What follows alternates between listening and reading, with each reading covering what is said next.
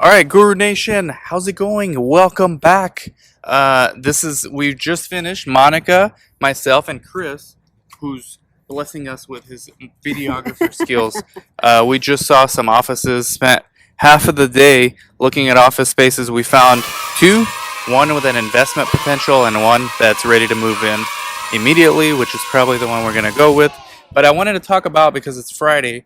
By the time you're watching this, probably going to be Monday. So even better for you guys on Monday, the importance of networking in clinical research. So Monica, all the students from the CRC Academy, and I can attest, Chris and I can attest too, for the CRA Academy, all the students that seem to get hired first and quickest has almost everything to do with their networking skills and efforts. So what specifically should people be doing? And by the way, this is something we teach everybody in Latinos in Clinical Research, which is free and all ethnicities welcome.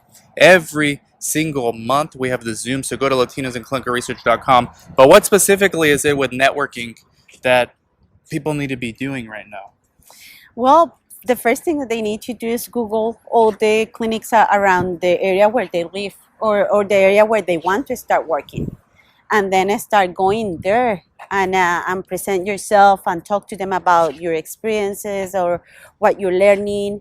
And obviously, if you're in the academy, then you will talk about that and mentioning, like you say, offering your voluntary time, like for doing patient recruitment or for finding studies. Which, by the way, if you start finding studies for a site, you can do that 100% remotely. And it's easier than finding patients, in my opinion. It's Yeah. easier to sell because the audience on the other end, the sponsor, they understand the business. Patients don't understand what clinical research is. So you got to first find the patients and then explain the whole thing to them. So it's actually easier to do business development for sites.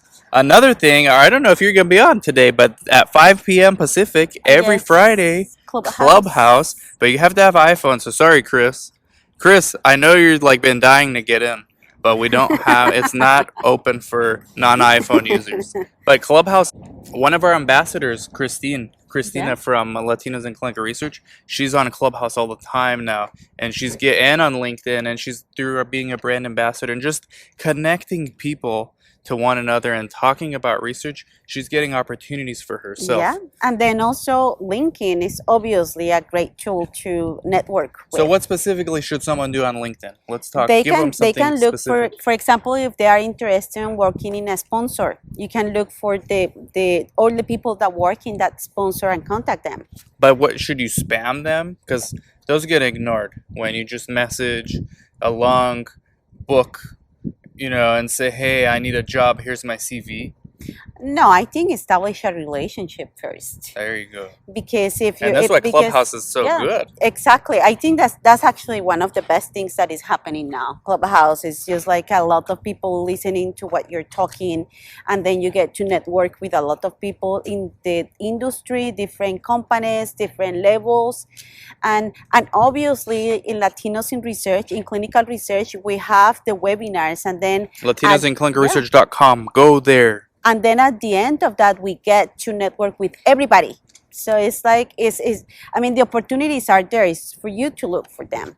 Right. And then also in LinkedIn, you can click in the icon that says job, and then put all the information that you have interest on. Like if you're looking for a clinical research coordinator job, or if you're looking in certain area, then you can just put that there, and it will send you an alarm every time somebody put a job there, so you can apply for those jobs And too. you know, one other thing that's really helpful that people don't do because it's counterintuitive is helping other people. So I know we all need help.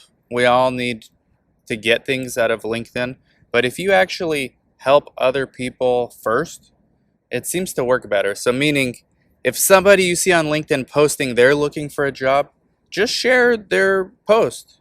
Share their post. Oh, People that's are going right. to see, not only is that person going to see and be eternally grateful, and when they get hired, maybe consider helping you, but all the people who are seeing you share other people's things know that you're not selfish and you're here to help everybody out. So that's one of the That's things right. I see. That's right. And we're running out of battery. Chris, any last words from you on this topic? No. What do you think about the offices that we got? Good?